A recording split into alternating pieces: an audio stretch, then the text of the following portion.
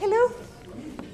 Thank you all who were so brave to come after the dinner. We've had some losses, but we are going to continue anyway. And I am most happy that I could be the chair of this session of old-timers of Colloquium Balticum, although we are going to begin with XIII from Helsinki University, who participates here for the first time, but who for me is also a part of the old gang of the students of the humanist Greek poets. We have two focus points. At first, the translation, and then, I think, Latin in the framework of academic institutions like universities. So, I'm not going to lose time. Okay. We'll begin with Erkki.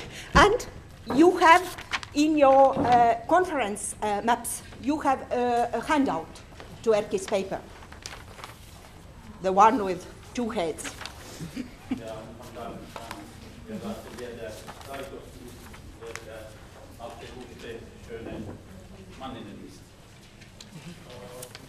Please speak there, Mikrofon spielen. Ja, ich wollte nur diese Ilias zum Anschauen zu bringen.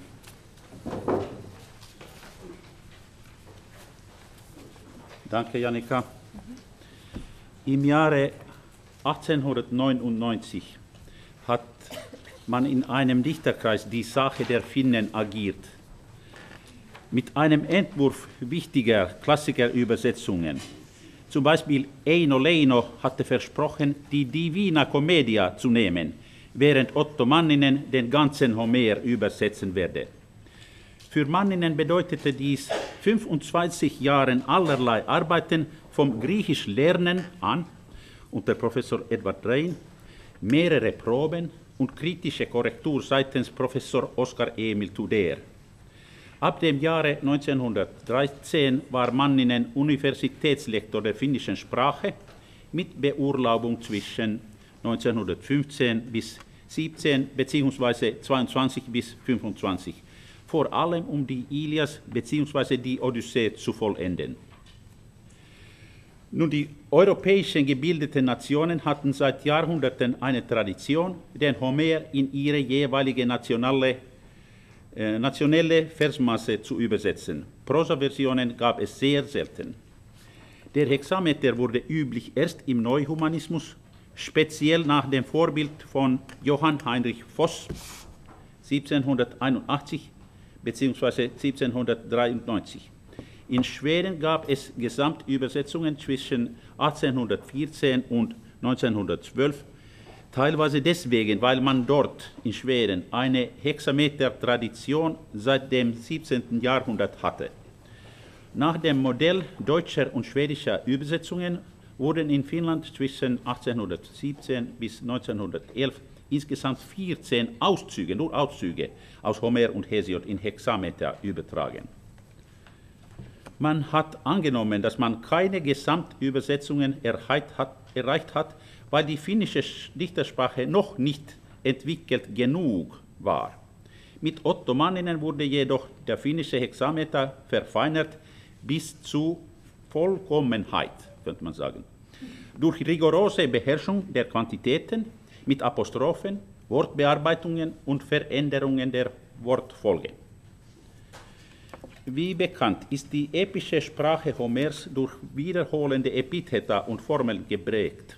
Otto Manninen ist aber nicht immer konsequent oder dem Urtext getreu in der Behandlung der Epitheta.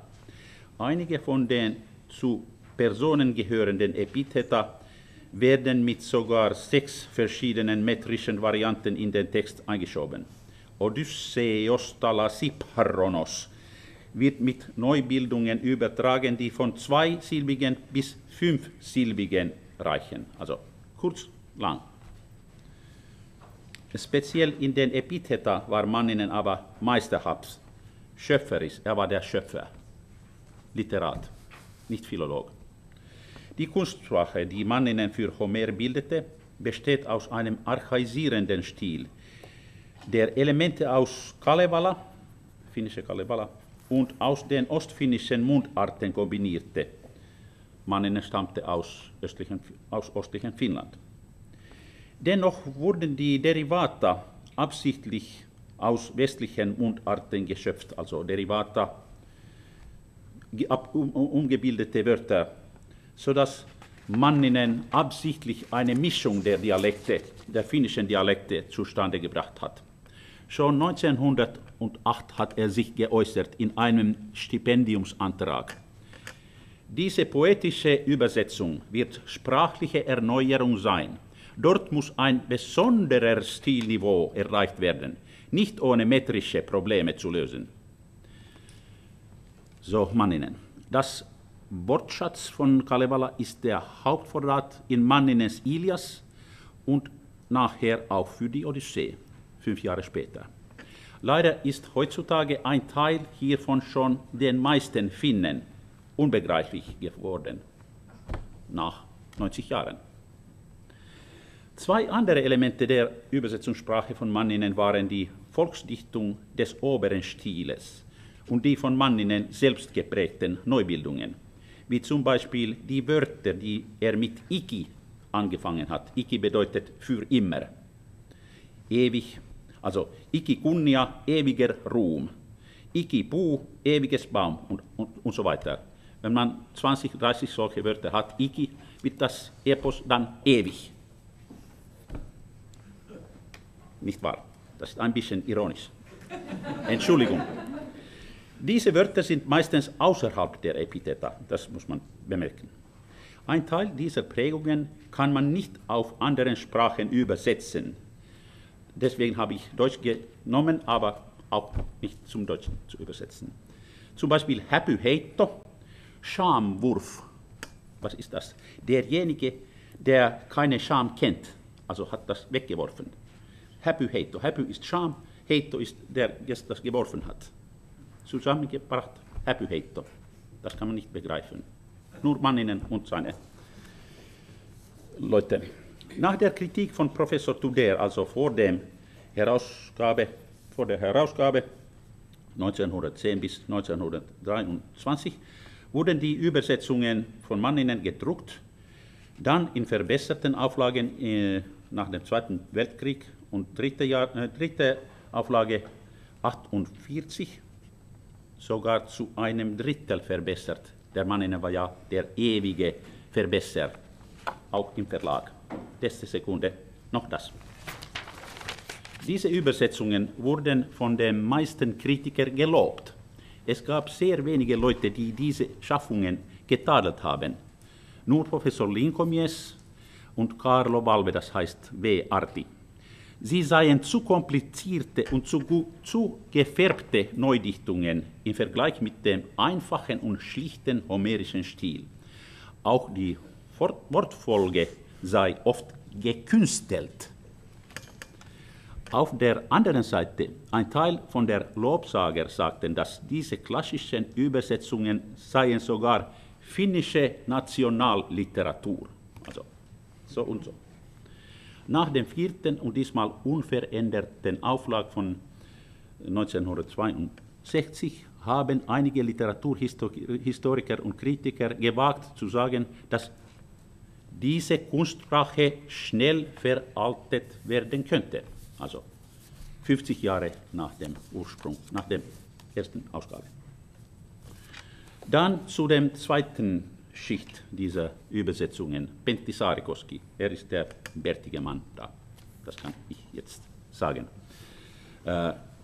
Schon 1965 hat der junge, moderne Dichter und Übersetzer Pentti-Saarikoski die konservativen Übersetzungen von Manninen in Frage gestellt, mit der Absicht, eine neue Übersetzung der Odyssee zu machen.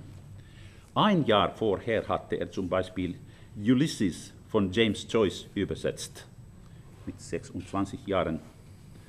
Sein Programm hieß: Wenn ich ein Gedicht übersetze, glaube ich, dass ich das richtige Metrum gefunden habe, wenn meine Übersetzung die gleiche Sache als der ursprüngliche Vers darbietet. Okay, sehr klar. Also ein Programm gegen metrischen Zwang und übermaßliche Verfärbung bzw. Verschönerung bzw. Verfälschung des Urtextes. Im Jahre 1972 entstand endlich eine Übersetzung auf der Basis der berardischen verkürzten Edition der Odyssee, Victor Berard, was in Rücksicht eine unglückliche Wahl gewesen ist, leider. Ja. Saarikoski hatte eine archaisierende, dennoch klare Ausdrucksform gefunden, die von den sensiblen Kritikern als rhythmische Prosa genannt wurde. Leider gibt es mehrere Nachlässigkeiten in den Formeln. Die Übersetzungen der Formeln sind ein bisschen nachlässig gemacht, aber selbst sagte der bohemische Dichter in seinem Vorwort zu Odyssee, dass er die homerische Sprache besser nach der Arbeit bemeisterte, also provokativ. Die Rezeption war dennoch nicht total negativ. Man wollte den kühnen Versuch nicht herunterschießen. In seiner Übersetzertätigkeit hat Saarikoski sich geäußert. Ich bin ein schaffender Künstler, kein Theoretiker. Der Übersetzer muss den ursprünglichen Autor für sich finden, sich mit ihm identifizieren, aber mit seiner eigenen Sprache sprechen. Klar. Er hatte mehrere Freiheiten doch genommen. Als Selbstgelehrter war er bewusst gegen die akademische Welt gestellt. Sehr bewusst. Er war eher intuitiv und er hat ab und zu Alltagssprache, ja sogar Slang in seine Übersetzungen mitgenommen. Nicht Homer, sondern Hipponax, Slang. Helsinki-Slang. Zwischen 1969 und 1981 arbeitete Saarikoski weiter an einer Übersetzung der Ilias. Er hatte gesagt, Ulysses mit 25 Jahren, die Odyssee mit 35 Jahren, die Ilias mit 34 Jahren. Aber seine Diät mit allerlei Alkohol und so weiter hat ihn davon ferngehalten. Er war gestorben mit 45 Jahren.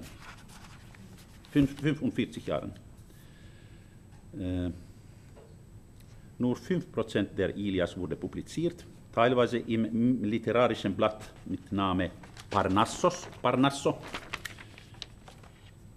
Und also, das ist zu betrüben, 5%, einige andere Verse im Manuskript. Aber dann zum letzten Punkt. Der zeitlich letzte Versuch, die Ilias zu übersetzen, besteht aus einer Probe meines Schülers Tommi Nuopponen, geboren 1974. Im Jahr 2003 ist in Parnasso etwa die Hälfte der dritten Rhapsodie publiziert. Seine prosaische Stimme ist ein bisschen verschieden von der des Saarikoski, aber das Programmatische ist dasselbe. Den Homer verständlich zu machen, ohne übertreibenden Färberungen oder der Alliteration, der übertriebenen Ironie, des Komischmachens und so weiter. Deswegen hat man den Manninnen schon früher vorgeworfen, also Alliteration, übertriebene Ironie, übertriebene Komischmachen und so weiter. Die Frage ist Homer grau oder bunt oder beide? Und wie bunt, wie färbig ist das? Dennoch bleibt die Hexameter-Übersetzung von Manninen unübertreffbar. Alle spätere Versuche haben Prosa vorgezogen, also so unübertreffbar ist das. Man hat sich sogar davon verweigert, die Sprache nach Manninens Tod 1950 zu modernisieren. Sowas hat man in Schweden mit Lagerlöfs klassischen Übersetzungen vorgenommen, meines Erachtens ohne Glück, spontan und so weiter, 1946 und danach. Wir werden in Zukunft eine neue, unverkürzte Odyssee, vielleicht auch eine vollständige Ilias auf Finnisch erhalten. Und jetzt habe ich etwa 5 Minuten zu proben.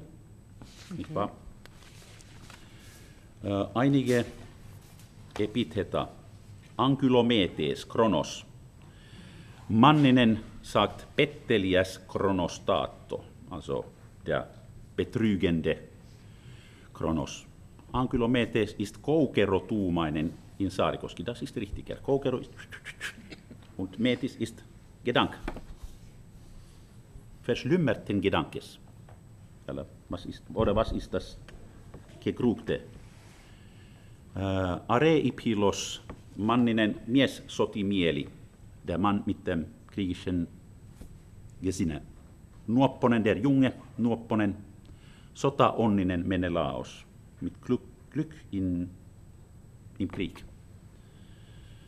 Okay, und dann Saarikoski ab und zu besser als Manninen, Boopis potnia here. Manninen sagt here valtia tarvakasilmä. Die Herrin, die Auge hat gerade, aber Saarikoski Lehmän silmillä here, mit des Kuhes Augen hat here das und das gemacht. Und so weiter. Manninen sagt Hippodamos, Heppokuulu, der bekannt ist wegen der Pferde. Okay, aber Hippodamos ist hevosen kesyttäjä, bezwinger der Pferden. Saarikoski wörtlich getreu. Und so weiter. Das ist für die Epitheta. Dann 3 kurze Proben. Manninen, Anfang der Ilias. Jeder soll das kennen, aber dennoch werde ich das von Thiel vorlesen. 2 erste Verse. Meninaide theape leiado Achilleos. Kuulomeneen he myyriä kaijois alge et hege. Manninen, kertoos taivahatar. Viha Peleon pojan Achilleun. Turmiokas 1000-tuskainen uro hille Achajan und so weiter. Das bedeutet, erzählet Himmelerin. Zorn des Peleus Bubes Achilleus. Niedergängliches 1000 schmerzlichen den Helden der Achaia, also geprägte Wörter. Saarikoski und Nuopponen haben das nicht gemacht, 2% bzw. 5%, das ist schade. Dann aus Saarikoski eine Probe. 7. Gesang 351 bis 352. Jos jatkam, ja, eigentlich sollte ich das auf Griechisch machen. Nyt horkia pista, pseusamenoi homestha. Das ist kurz. Jos jatkamme taistelua, rikomme kansainvälisiä sopimuksiamme. Auf Deutsch wird das, wenn wir den Streit weitermachen, werden wir die internationellen Verträge brechen. Das ist wie von gestern, nicht wahr? Und das ist ganz anders in Manninen, irgendwo dahin, das habe ich nicht niedergeschrieben. Voss sagt, nun streiten wir treulos gegen den Heiligen Bund. Also Saarikoski, Alltägliches und modern. Nuopponen, der Junge, mit 30 Jahren hat er das vor 11 Jahren gemacht. 3. Gesang, Vers 39, dass ich jetzt in Helsinki die Vorlesungen habe. Dyspari eidos ariste gynaimanes eperopeuta, so sagt Hektor über seinen Bruder Paris, der schlimm ist und nicht gut ist. Dyspari eidos ariste gynaimanes eperopeuta. Nuopponen, Paris, päältä kaunis, meidän ikioma naisten mies ja petturi, das ist alltägliches. Das heißt auf Deutsch Paris. Vom Leibe her schön, unser eigener Verführer und Ehebrecher. Voss ist ein bisschen älter, ja, 200 Jahre älter.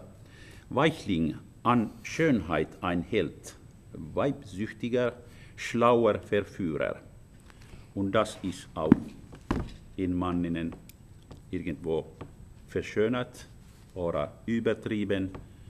Diese Übertriebung ist ein bisschen schwierig davon zu wegnehmen. Das kann man nicht den Manninnen machen. Also, vielen Dank für Ihre Aufmerksamkeit. Danke.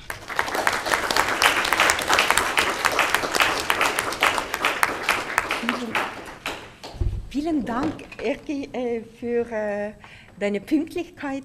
Wir haben vielleicht Zeit für eine kurze Frage. Ja, Martin. Siehst du einen Zusammenhang zwischen der Übersetzung Schadewald? Ja, Schadewald habe ich nicht mitgenommen, aber ist in meinem Rock.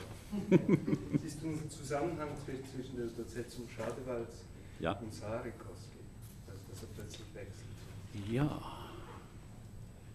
Und in Deutschland war es trotzdem irgendwie was Neues. Ja. Eigentlich hatte Sarikoski vielleicht die Idee von Schadewald, er könnte Deutsch, aber Schadewald war ja Akademiker. Er konnte ihn nicht lesen, deswegen. Aber er hat das auf der Ebene gebracht, das verständlich ist. Gut, eine gute Idee, die ich vergessen habe oder nicht eingesehen habe. Danke, vielen Dank. Now we have a possibility to change places. Aha, okay, yeah. And the next speaker is from the University of Tartu. Maria Kristina Lotman is going to speak about the translating ancient drama into Estonian. And as with Erki, I'm very interested in the subject myself, so I hope you are as eager to listen to her as myself. So in my paper, I will try to make a short overview of how ancient drama has been translated into Estonian. And I will start with a very brief historical account, and after that I will dwell on the principles of translations, exemplifying these with a few case studies. Traditionally, the history of Estonian theatre started with an event which occurred in 1529, when the town school children, who were Germans, staged Terence's Andria at the Tallinn town hall.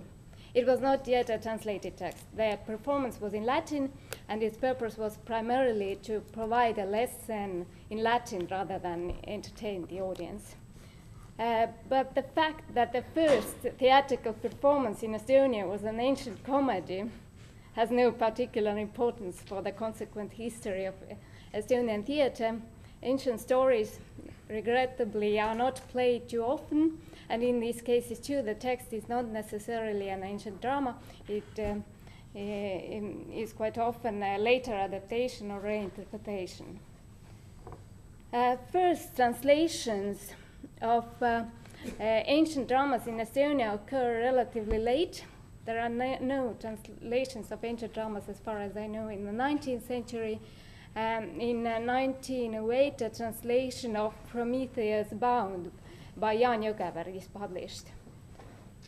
Unfortunately, it didn't bring about a fashion of Greek drama, and although hundreds, if not thousands, of drama translations were made during this period, there are only a few translations from ancient authors, which are mostly indirect translations from German and at least in one occasion from Russian.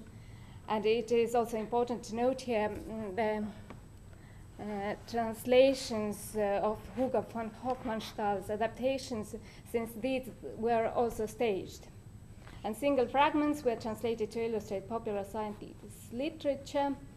All three Greek tragedians are represented in Estonian, at least in some form, before the Second World War. Also one Greek comedy for staging, yet the situation in Roman drama is feeble. The first flourishing of translation of ancient drama was in 1960s, when a number of Greek tragedies as well as Greek and Roman comedies were translated and published in two anthologies of ancient literature. And the Anthology of Greek Literature and the Anthology of Roman Literature in 1971. And here we must mention here such names as Ain Kaalep, also the editor of the anthologies, whose strict principles greatly influenced the outcome. Ülo Torpas, who translated mostly together with Ain Kaalep, but one comedy by Terence, by himself, and of course Uku Masing, a very interesting and mystical Estonian poet, a theologian and a thinker, who translated several Greek dramas for the anthology of Greek literature. And there were no other noteworthy developments in translations of ancient drama during the Soviet period. So after Estonia became free, the new generation of drama translators came to the fore. Our Professor Emerita Annelill, Mari Murdve, and Janika Päll, all connected with Department of Classical Philology of the University of Tartu. And I would like to say here a few words about Mari Murdve. She started to stage ancient texts already in 1990s and was very enthusiastic about this. And in 1996, she defended her bachelor thesis about the Rauschenmender's comedy, which included also the translation of the comedy itself. And it is also important to note that in the year 2000, she founded the Antique Theatre. In pre-Estonia, the main place where the ancient dramas have been published are again the anthologies. The anthology of Greek literature included unpublished dramas by Annelill and Mari Murdve. As for the Roman anthology, it is remarkable that for the first time we have a tragedy by Seneca, translated by Janika Päll. And I would not want to burden my paper with boring statistics, but to summarize the historical account, let me say that according to my data, there are at least 53 cases where either fragments or full texts of ancient drama have been translated to Estonian, and that if we treat drama in its strictest meaning as a text originally meant for staging, and 18 of them are full texts. Now, let me speak of the tragedies of translating ancient drama into Estonian. A few words about the specifics of drama translation. If we proceed from Roman Jakobson and distinguish between interlingual, intralingual, and intersemiotic translation, it is the very translation of dramatic text, in which case you can most clearly see all these ways of translation operating. And in the most simplifying manner, we should take into account here at least two steps. First, the interlingual translation of a verbal text from one language to another, and then the intersemiotic translation from the verbal level to other semiotic channels, including visual, musical, and other codes, when the text is staged for performing. But oftentimes in the process, an intralingual translation type is applied as well, when the text is adapted and domesticated to facilitate its reception. Thus, the more important difference from translating other genres is that when we translate, for example, a novel or a poem, it is mostly already a complete work of art in itself. But when we translate a drama, we have to take into account that its verbal part is just a layer in a much more complicated multi-level structure with different other visual and non-verbal codes. And considering all this, it is evident that dramatic translation is a real challenge, and it is no wonder that the translators of ancient drama often complain about the dilemma. They do not want to move too far from the source text, yet at the same time it may be quite difficult to produce a comprehensible version for the modern audience. And the reception of drama translations confirms it as well. There are often critics who say that the translation is too close to the text and it is hard to perform, and others who say that the translator has digressed too far from the source text.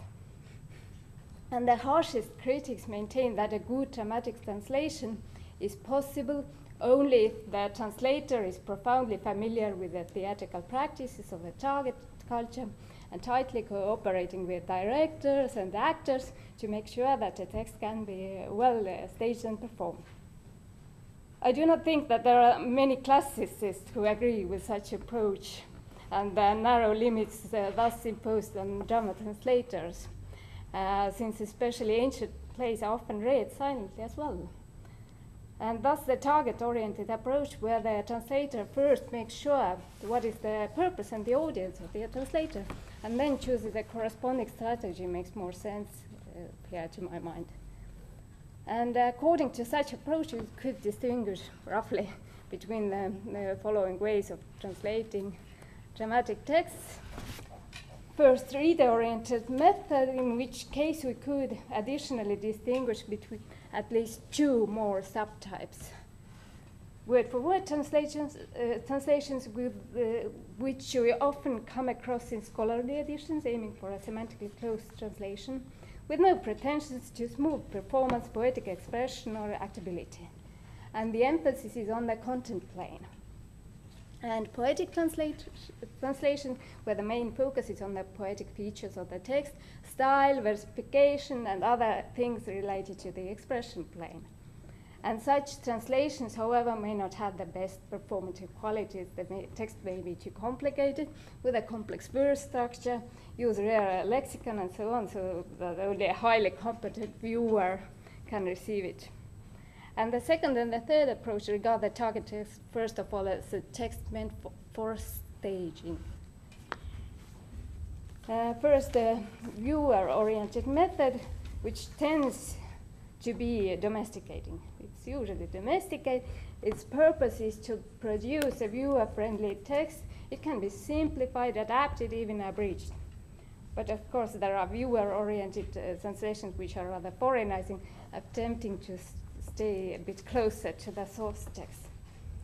And here as well, paratext may be of help, explanations on the playbills, running the subtitles, and so on. So ideally, such translation method would include also a test audience in the process who would listen and give feedback during the rehearsals.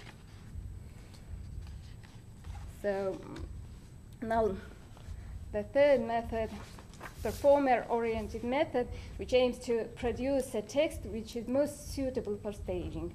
And ideally, these are created in cooperation with the theater, both actors and director. And the aim is to find a balance between being well playable and overly adaptive. And it is a two-way process. Actors can lead translator towards a well-actable version, while translators may correct actors if they feel that the emphasis of the sources tend to shift or disappear in the performance. And of course, much depends on director's aims, taste, and so on. There are directors who prefer a foreignizing approach, and there are others who lead the translator to the domesticated translation. And in a Estonian tradition, we come across the examples of all three methods in their widest sense. First, the reader-oriented poetic drama translation in Estonian is, as a rule, foreignizing.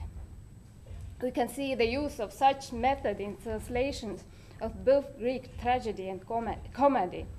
And the names, culture-specific items, and so on are preserved as they are, and if necessary, explained with comments.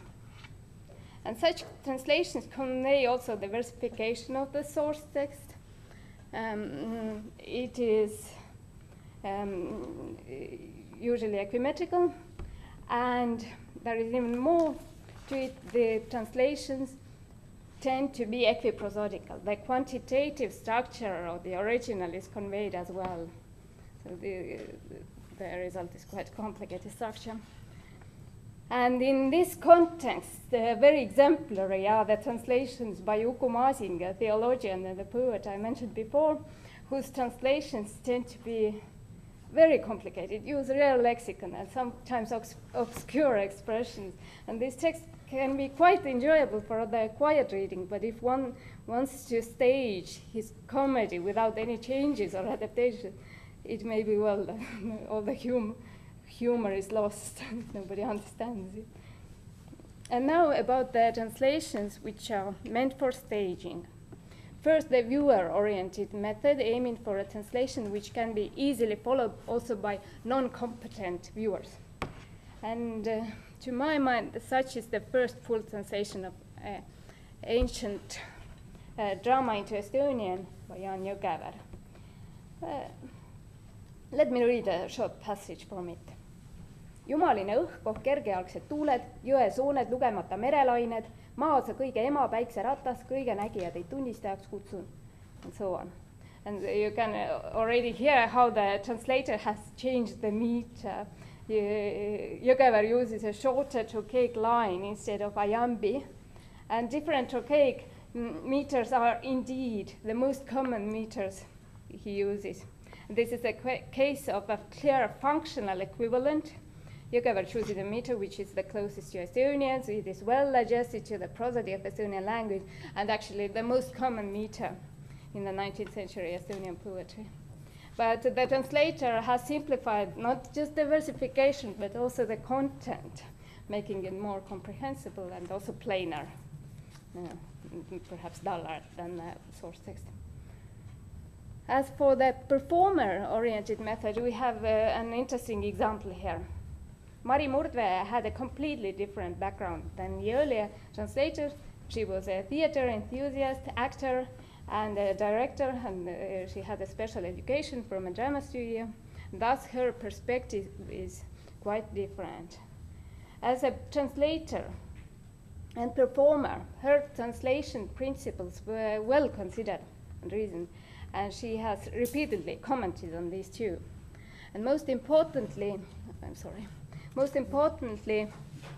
she has claimed that while translating, we must think if the author would sign the translation too. And her foreignizing principle is quite explicit. The text shouldn't drift too far from the original. And she has said in an interview that her attitude towards modernization of ancient text is not negative in principle. Even in theater, there is no doubt that there are bright moments, but she would still rather get a sense that the director has understood what was the actual message, so that we can see that he or she has taken the author seriously enough. However, she admitted that we cannot want not to really reproduce what was going on in the ancient or medieval theater. Such a play wouldn't speak to people the way it used to back then, since the world as it is different now. And in her approach, music and poetry are the very bridges which connect us with the ancient dramatic world. Music and poetic rhythms are crucial to sustain the atmosphere of the text. And if we follow these, it may happen that the temporal boundaries disappear and the 1,000-year-old text become comprehensible, while the modernity becomes much more incomprehensible. A mission of Mari Murdvee's antique theater was to introduce new translations and stages of ancient texts to Estonian. And a significant project was the staging of Aristophanes' The Birds. It was a hard task, but in the year 2000, that decision was made to stage it at least abridgedly, about 1/3 of the whole text.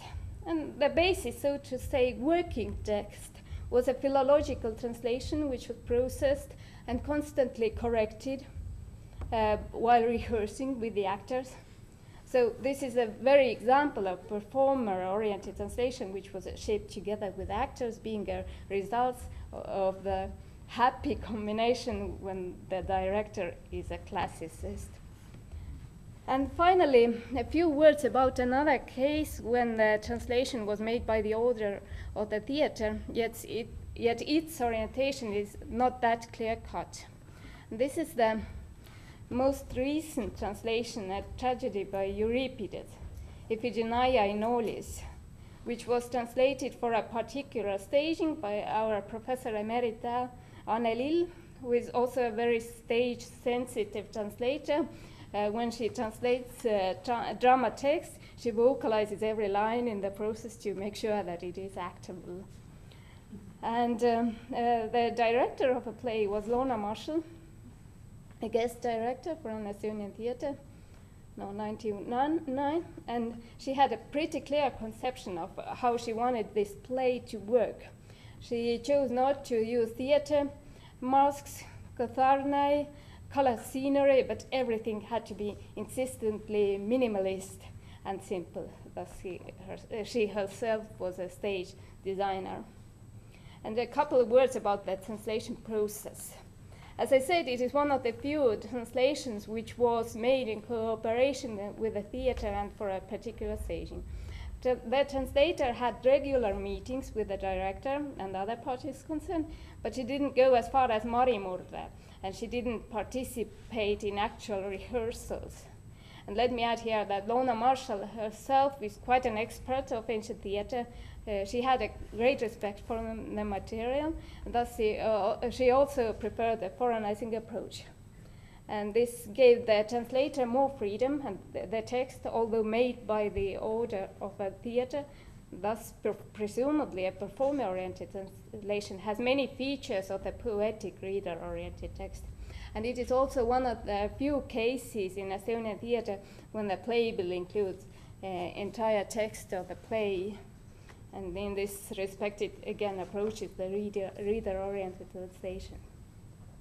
However, these latter cases of performer-oriented translation methods are quite exceptional in our translation history. And the mainstream in Estonian drama translation has been a reader-oriented text. And the reason is simple. As Jaanika Pell has written, the fact that most translations were published in anthologies and not in stages, it is a sign that in Estonia, these are the literary scholars, not the theaters, that have mainly taken an interest in ancient drama. And although we have a few stagings of Greek drama, the Roman theater doesn't exist for our stages. And with this not so pleasant observation, I will conclude.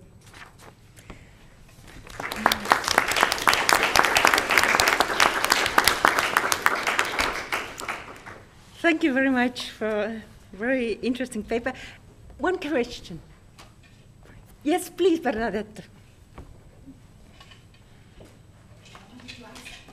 For all of you, is it a question of money, maybe, or people? How many people is there to translate? If you had a choice, you two, to let translate Homer and dramatic plays into Estonian, into Finnish, you would then agree upon, we would, of course, like to have one translation for performance and another one that would really depict the style of Homer, and another one for just reading, or for philologists, yeah, to train their skills and so on. Or do you have a debate upon that? That would be the ideal case to have for reading, for staging, and for philologists. Mm-hmm. But the actual fact is that, well, Iliad gets to be translated in Finnish every 100 years. Yeah. But if things get better, then we would need to have the two, at least two. Yeah, at least two, okay. And others? Yeah. Yes, I agree with Erkki that ideally we should have different versions of translation for the same text, especially in the case of drama text. We should have some philological translations, so we should have something for stage. But yeah, okay, so that would mean that a modern Homer translation that would include language from nowadays yes. Level, yes. And slang, you would rather agree upon. Yes, at least colloquialisms, not slang, but colloquialisms. Yeah. Not the words from 300 years ago that no Finn understands anymore. Thank you very much once more for discussion. And now there will be a switch to Latin in the academies, and Felix Prokop from Marburg University is going to speak about footnotes. So we have some additions to yesterday's paper by Arne, and Sogar, a very interesting subject of Caesar as text criticists. Exactly, yeah. Thank you very much Janika, for your kind introduction. Dear colleagues and students, ladies and gentlemen, my speech, as you will have learned from the program, will be in German. So, but I hope that those of you who are not so familiar with German in general, and specifically with academic German slang, will find an adequate help from my presentation, which is not working so far.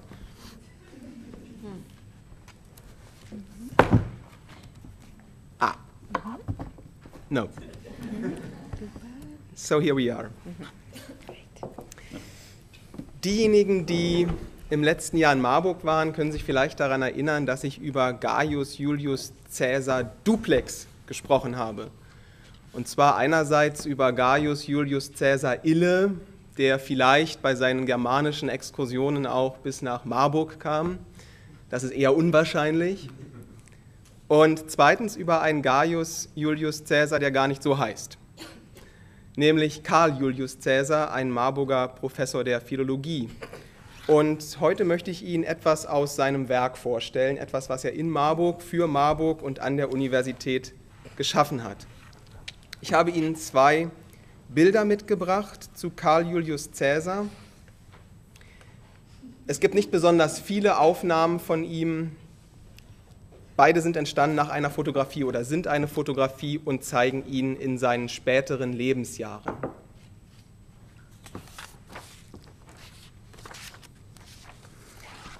Bevor ich zu dem Hauptanliegen meines heutigen Vortrages komme, möchte ich für diejenigen, die es vielleicht nicht mehr präsent haben oder diejenigen, die es neu hören, ein paar biografische Anhaltspunkte zu Caesar zusammenfassen. Caesar ist ein Hesse durch und durch. Er ist mit Marburg und seinem Land sehr verwurzelt, wird in Kassel geboren, kommt aus einem gut bürgerlichen Elternhaus, genießt eine gute Schulbildung und geht dann von Kassel nach Marburg zum Studium, zunächst der Theologie und der Altertumswissenschaften, dann nur noch der Altertumswissenschaften. 2 Semester verbringt er in Göttingen, bei Ernst von Leutsch und Ottfried Müller hört er dort entscheidende Gestalten der Altertumswissenschaft in dieser Zeit. Und schon 1836, also nur 3 Jahre nach Aufnahme des Studiums, legt er in Marburg sein Examen ab. Ein halbes Jahr später wird er promoviert, im Mai 1837, und erhält auch die Lehrbefähigung. Zum Sommersemester 1838 nimmt er seine Lehrtätigkeit auf, die er dann bis zu seinem Tod 1886 nicht mehr unterbrechen wird. Caesar hat eine zweite Karriere in Marburg, neben der des Professors. Er arbeitet auch in der Bibliothek, wird 1848 im Nebenamt Unterbibliothekar und steigt dann weiter auf, letztendlich sogar bis zum Direktor seiner Bibliothek. Nachdem er 1842 Extraordinarius geworden war, wird er dann erst 20 Jahre später, 1863, Ordinarius der Philologie und Eloquenz. Und mit diesem Titel der Eloquenz ist auch verbunden, dass er zuständig ist für die Abfassung und Redaktion aller lateinischsprachigen Gelegenheitsschriften der Universität. Und darauf werde ich heute ganz besonders eingehen. Ich hatte es schon gesagt, er wird dann Direktor der Bibliothek in Marburg und stirbt 1886, kurz nach seinem 70. Geburtstag. Ich habe Ihnen noch 2 wichtige Rahmendaten fettgedruckt, nämlich dass Caesar als ein Mann der Universität oder wie es auch in einem Nachruf heißt, er war die Universität, 3-mal Rektor der Marburger Universität war und 3-mal auch als Dekan der Philosophischen Fakultät amtierte. 1871, 72 sogar in doppelter Funktion.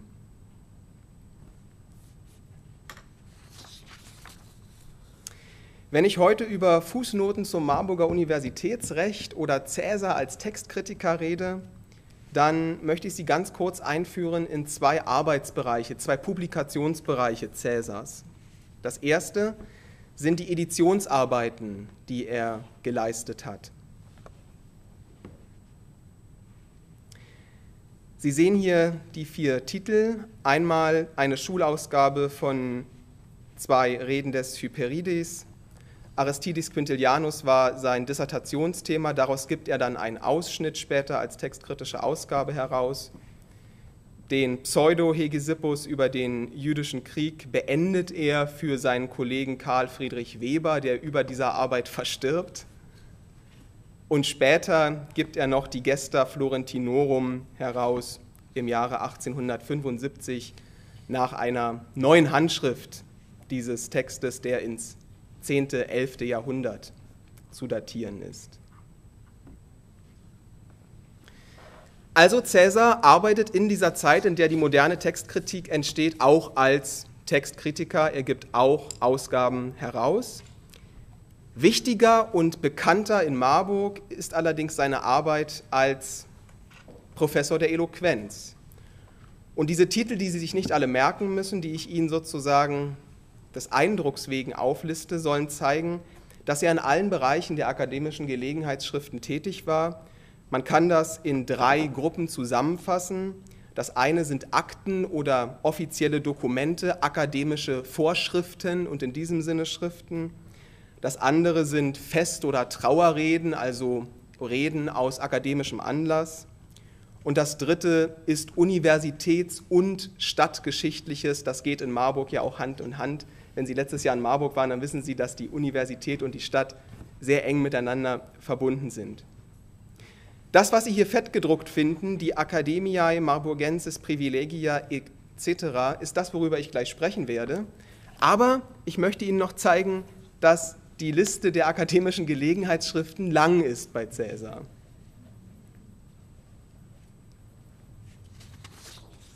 Und ich hatte es schon gesagt, aus allen Bereichen bis ins Jahr 1884, also kurz vor seinem Tod, 2 Jahre vor seinem Tod, gibt er diese Schriften heraus. Caesar ist weitgehend unerforscht, weil er als Altertumswissenschaftler nicht besonders gewirkt hat in Deutschland. Und deswegen kann ich Ihnen das auch so vorstellen, ohne da auf weitere Literatur zu verweisen. Das ist nämlich sehr schmal, was Sie dann dazu finden würden. Die Privilegien, Gesetze und Statuten der Marburger Universität gibt Caesar im Jahr 1866/67 heraus. Und das ist deswegen etwas Besonderes, weil es erstens die zweiten Statuten sind, die Marburg bekommen hat. Marburg wird 1527 als Universität gegründet, erhält dann seine ersten Statuten. Die Universität muss aber schließen im Jahre 1549. Die Universität muss bis 1549 schließen und, Entschuldigung, es muss 1649 heißen, muss 1649 schließen und im Jahre 1653 bei der Wiedereröffnung gibt es neue Privilegia, Leges Generales und Statuta Facultatum Specialia. Die sind etwas heikel, weil es in Marburg immer wieder zu Konfessionsstreitigkeiten kommt und bestimmte Vorschriften sehr heiß diskutiert werden. Aber sie bleiben in Kraft, bis im Jahre 1885 Preußen, der neuen preußischen Universität Marburg, neue Statuten verleiht. Das Besondere ist, dass es keine gedruckte Fassung dieser Statuten gibt, bis Caesar eine erstellt. Also mehr als 200 Jahre gibt es eigentlich keine Lesefassung dieser Statuten.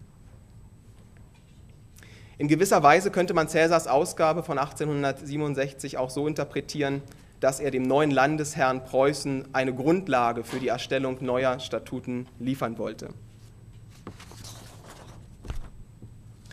Das ist das Titelblatt dieser Ausgabe 1868. Caesar gibt sie als Julius Caesar heraus. Er publiziert sowohl unter Karl Julius Caesar, aber er hat eine gewisse Vorliebe darüber, nur unter seinem zweiten Vornamen zu publizieren. Und das findet, wie Sie sehen, auch hier statt.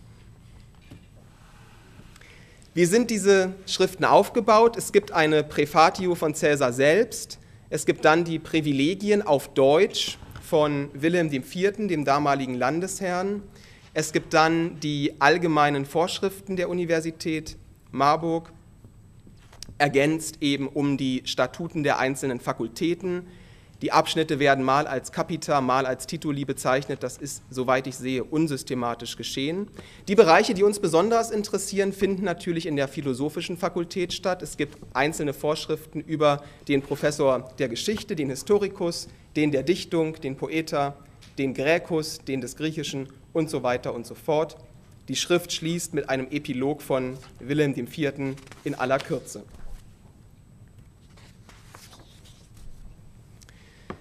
Wie ist Caesar vorgegangen?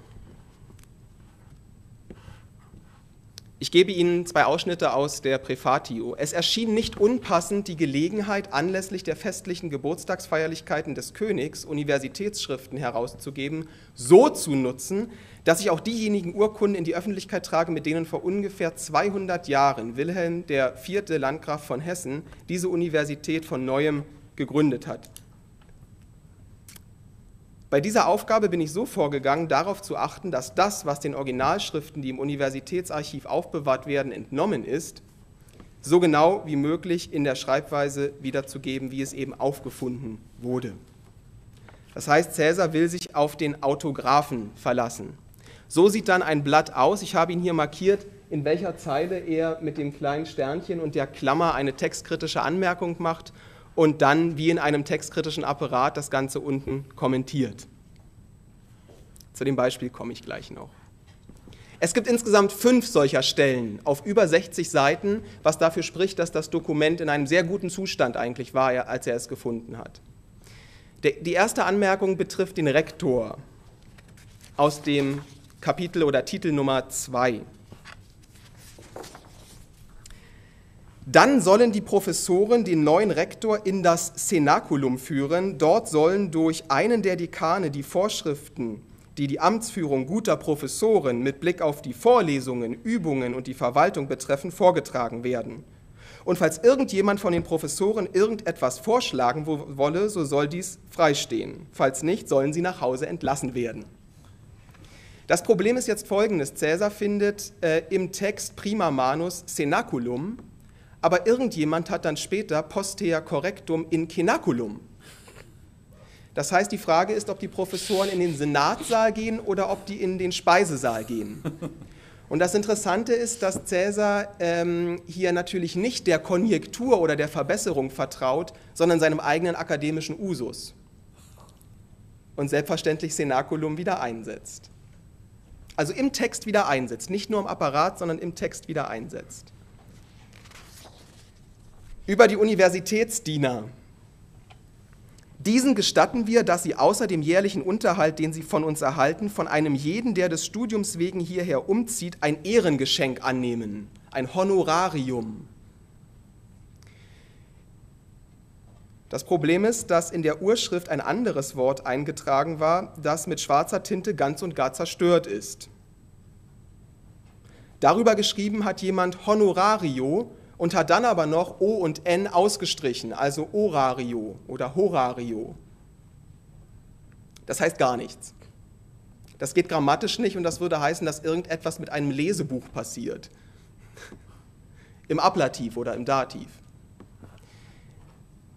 Das heißt, hier entscheidet sich Caesar für die Abschriften, Apographa, für die Abschriften, die er im Rektorat wahrscheinlich gefunden hat. Dort muss noch Honorarium gestanden haben. Er entscheidet sich also gewissermaßen für die Codices Recentiores, wenn wir es mit textkritischer Methode beschreiben. Dritter Fall, über das Amt der theologischen Professorin.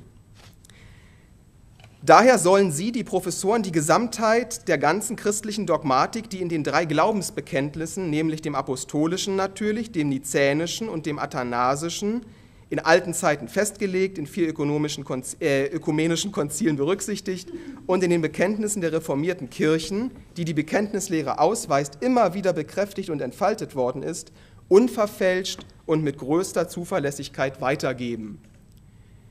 Das Problem hier ist ganz einfach, es gibt kein Prädikat im Relativsatz. Und damit geht der ganze Satz syntaktisch nach hinten baden, der geht nicht mehr auf. Caesar korrigiert hier nicht. Es fehlt ein Prädikat, aber er korrigiert hier nicht, weil er nichts gefunden hat und weil er selbst in den Text nicht eingreifen will.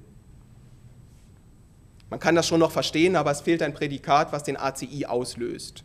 Nicht? Quam und dann eben propositam, receptam, repetitam et explicatam.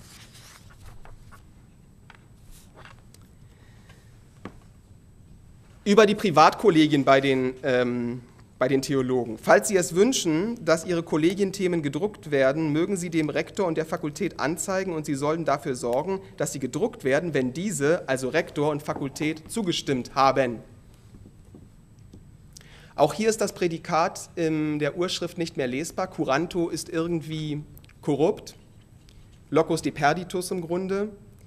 Aber auch hier macht Caesar etwas, was bemerkenswert ist.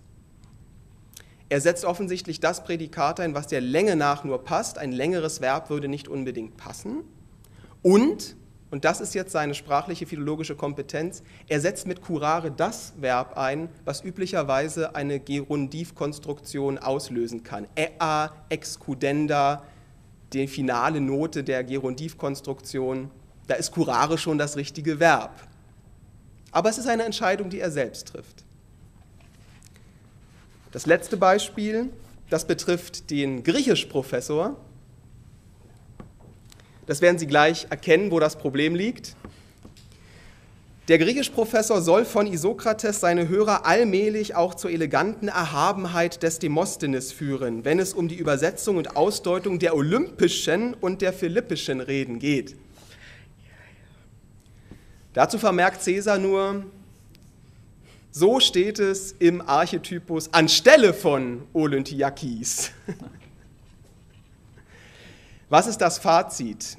Es schält sich eine textkritische Methode an diesen 5 Stellen heraus. Die Stellen, die durch die Überlieferung verderbt sind, die nicht mehr leserlich sind, die werden in textu korrigiert. Die Stellen, die aber von vornherein einen Fehler aufweisen, wie der ACI ohne Prädikat oder hier Olympiakis, die korrigiert er nicht, weil er da die Hand nicht an den Urtext legen möchte. Also er korrigiert nur dort, wo er in der Abschreibetradition Fehler festgestellt hat. Ursprüngliche Fehler des Originaldokuments, der Urkunde, werden so belassen, aber entsprechend kommentiert. Ich denke, das ist eine ganz gute textkritische Methode. Und so kann man sich am Ende ganz gut vorstellen, wie auf diesem Bild aus dem Jahre 1856, dass Caesar im Kreise seiner Professorenkollegen so die ein oder andere Anekdote über die Universität, ihre Schriften und ihre Traditionen zum Besten gegeben hat. Und es wird kein Zufall sein, dass er auf diesem Bild der einzige Extraordinarius des Jahres 1856 ist, der mit den Ordinarii auf ein Foto darf. Vielen Dank.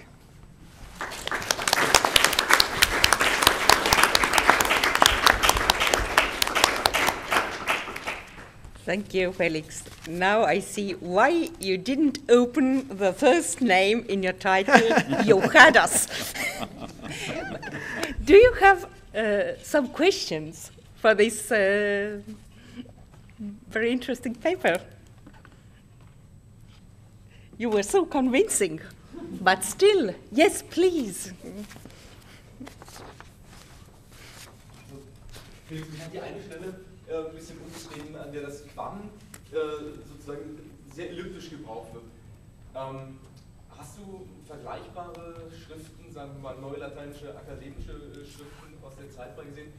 Man kann das ja der Sache nach verstehen, wie in diesen dreien, nämlich die und zwar das, dass es dem Sinn nach einfach für die Leute verständlich ist und dass es vielleicht gar kein Fehler ist in diesem Statut, sondern damals üblicher Sprachgebrauch? Ja, also an anderen Stellen in diesen Statuten und in den Leges können die einen Relativsatz, auch einen Relativsatz, der verschränkt ist, können die konstruieren. Also insofern scheint hier wirklich ein Fehler vorzuliegen. Das Problem ist ja auch, dass dann noch ein Relativsatz mit quas folgt. Also ich glaube auch nicht, dass das ursprünglich falsch war, sondern dass das irgendwie im Schreibprozess abhanden gekommen ist. Wenn man nämlich quas confessionem syntagma exhibit schreibt, glaubt man, dass da irgendwie mit exhibit dann doch ein Prädikat ist. Ja? Also das ist wahrscheinlich abhanden gekommen. Ich meine, es muss irgendwie so etwas wie constat oder traditum est, müsste eigentlich zu diesem Relativsatz als Prädikat zu denken sein. Ich glaube nicht, dass die Urkunde diesen Fehler hat, die ist nämlich ansonsten im Grunde perfekt, bis auf die Überlieferungsfehler. Und das Olympiakis ist genauso ein Schreibfehler. Das ist auch ein Schreibfehler, selbstverständlich, des Urkundenschreibers. Ja. Viele oder Belege dafür für so einen elliptischen Gebrauch? Nein, das ist ansonsten perfekt bei den Dokumenten, die ich sozusagen aus dem 19. Jahrhundert hier von der Universität habe, soweit. Ja, bitte. Thank you once more. And we are very well in time. And now I can give word to Ilse Rumnietschen from Riga, whom I think we all know already for a long time. And she speaks of Latin as well, but not from the Latin of the 19th century, but a little bit later. I think it should be the 20th. 20th century. Okay. 1920s.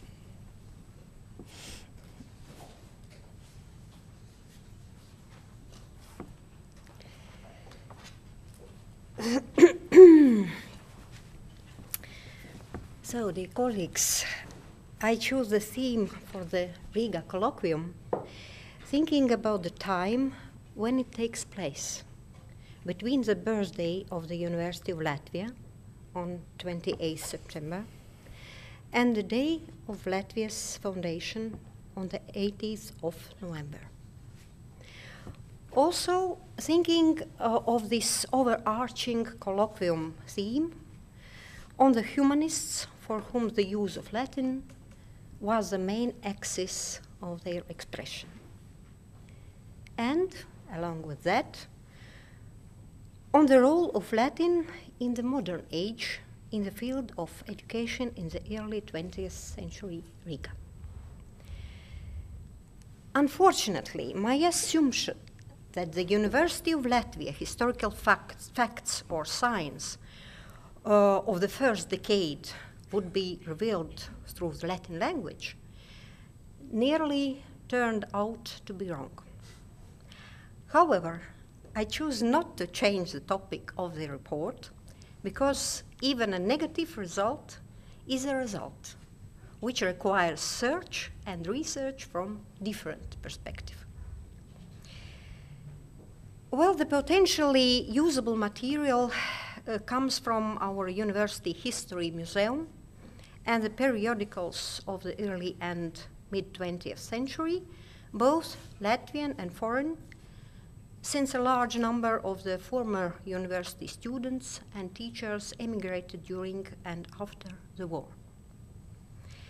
Some general facts for the introduction. The University of Latvia was founded in 1919, a year after the Latvian state was established. This has always been highlighted as a significant fact, where it was important for the new state to strengthen education in its own homeland. It was necessary to have its own university in which both the technical and humanitarian sciences would be represented. Until then, Latvians had studied and also become teachers, usually in the universities of Darmstadt, St. Petersburg, and Moscow. The book on the history of the University of Latvia in the first 10 years informs of the following, and I quote: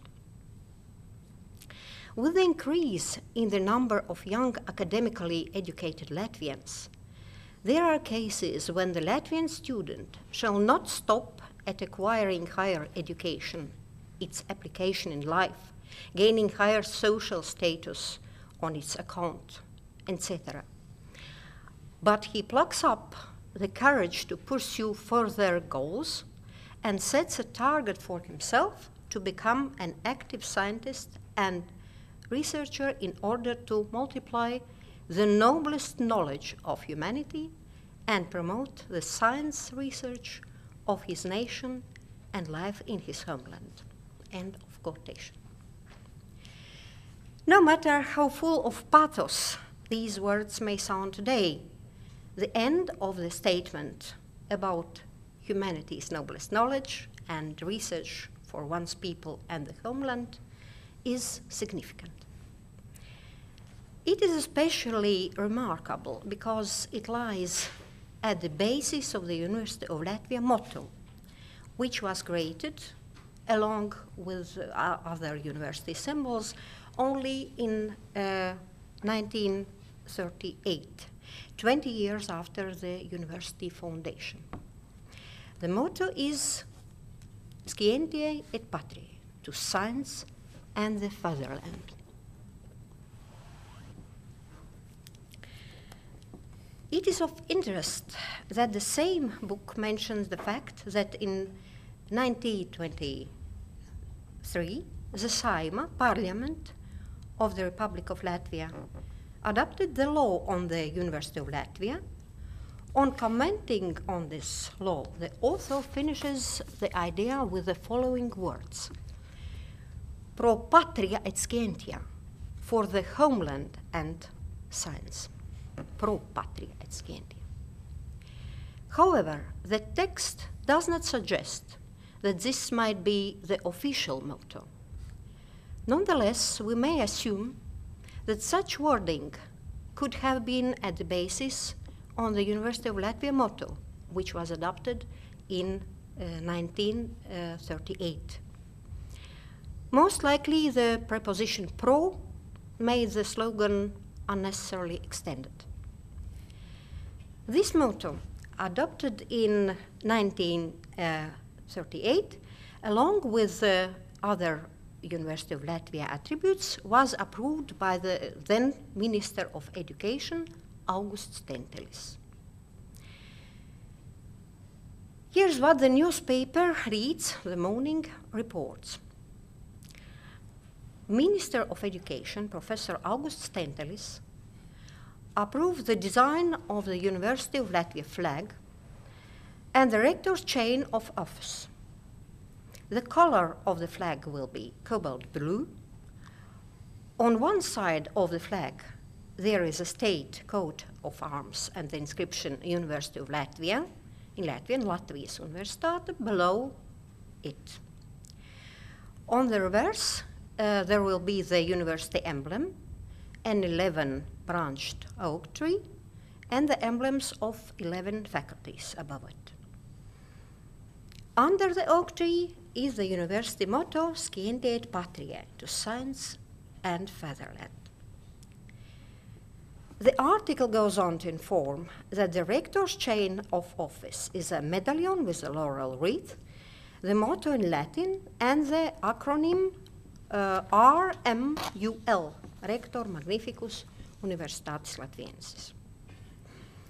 It turns out that this design was produced by a special university embellishment committee and was apprised by the Council of Deans.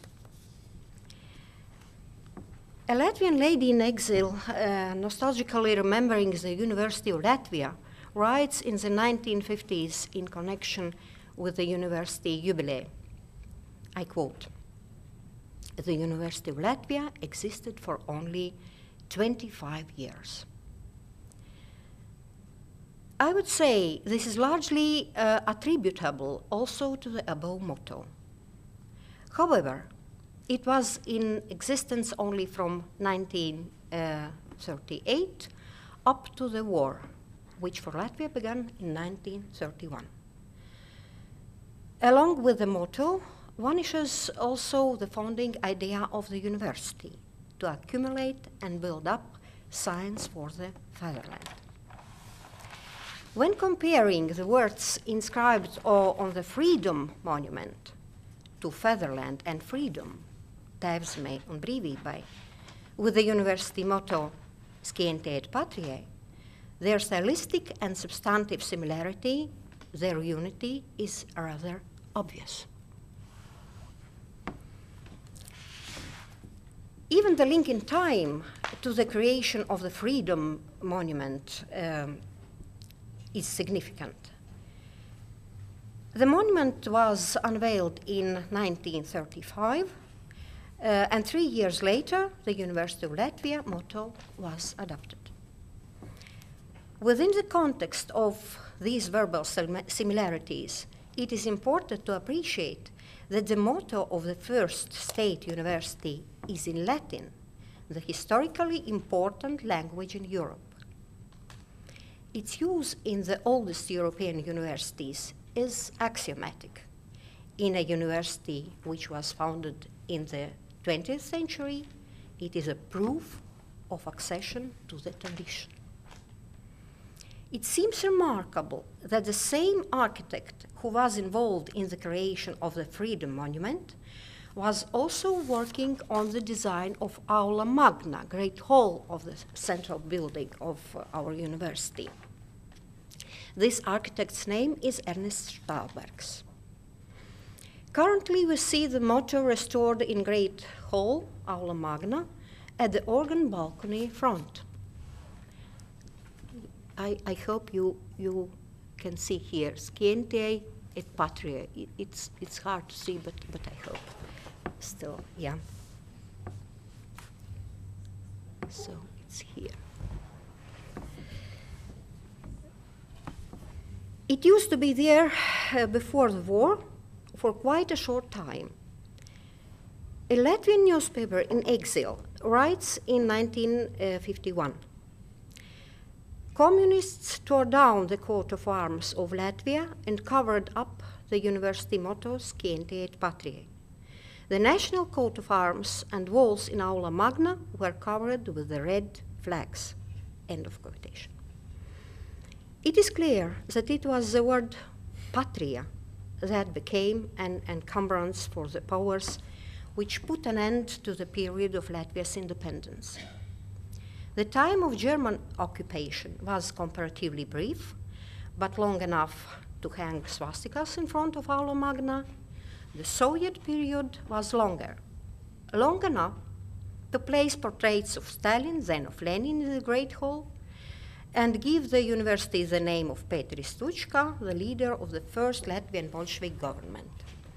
For a long time, his was decorated the center of Aula Magna.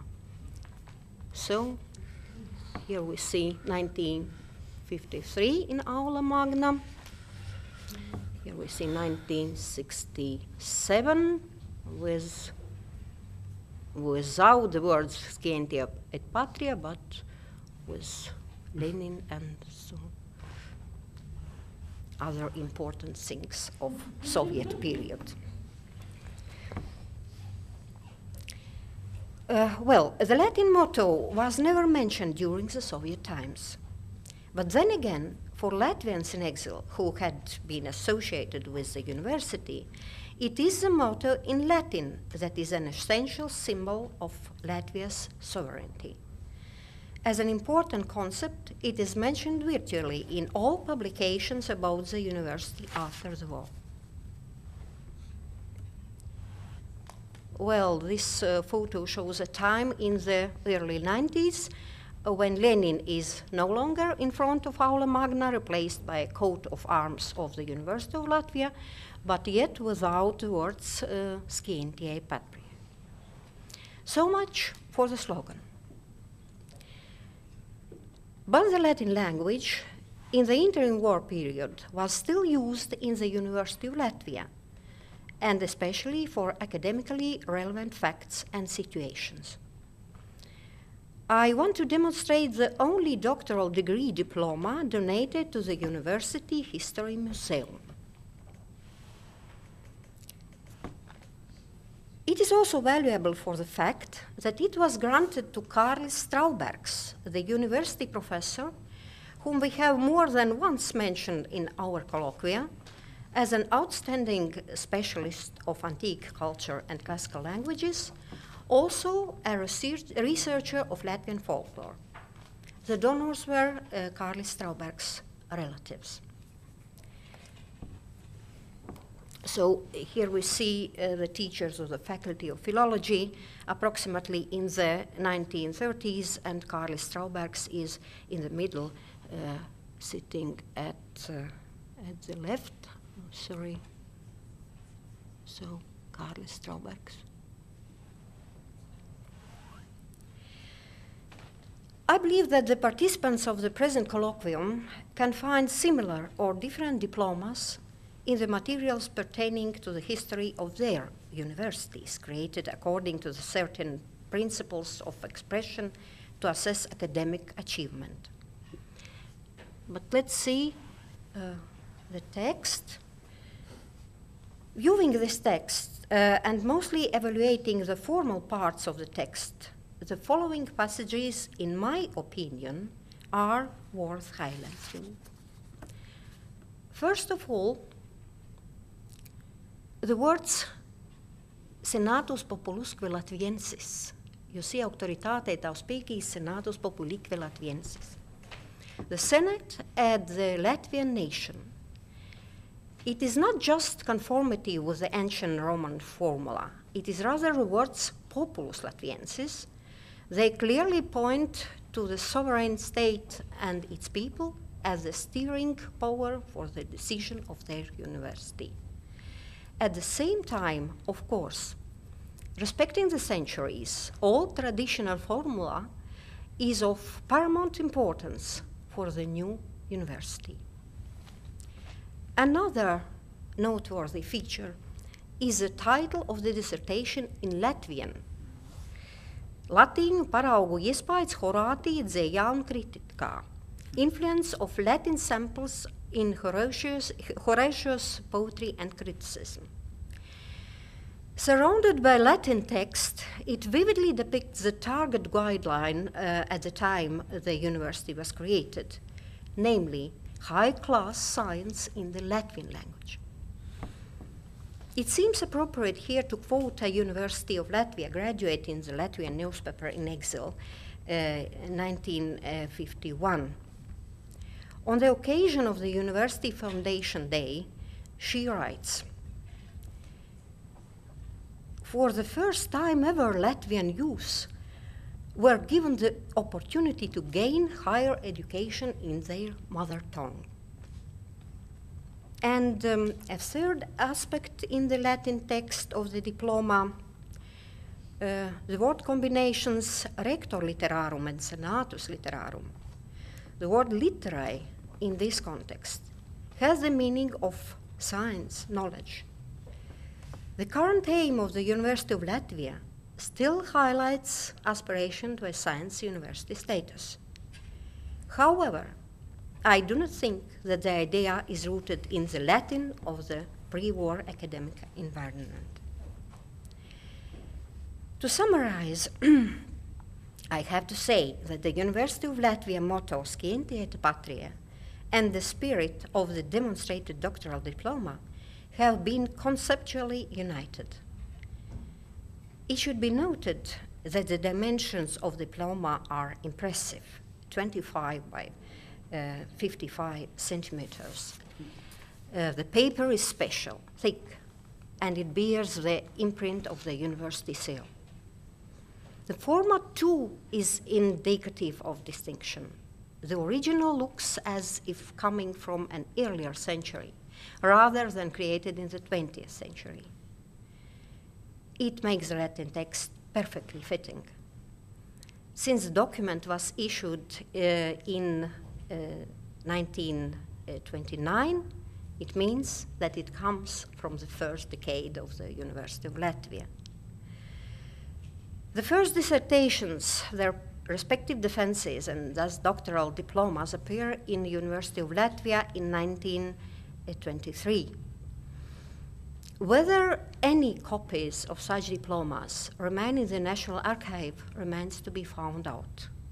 But of course, the diplomas usually stay in the hands of individuals. Unfortunately, I have not yet carried out a comparative analysis of such Latin texts in other universities of the Baltic Sea region. And it was not the aim of this report. I still think that it would be useful to do such a comparative study of certain aspects, especially focusing on the materials of the 20th century, how many and what they are.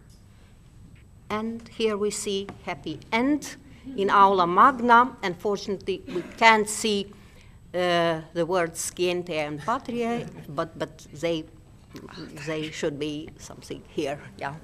Thank you.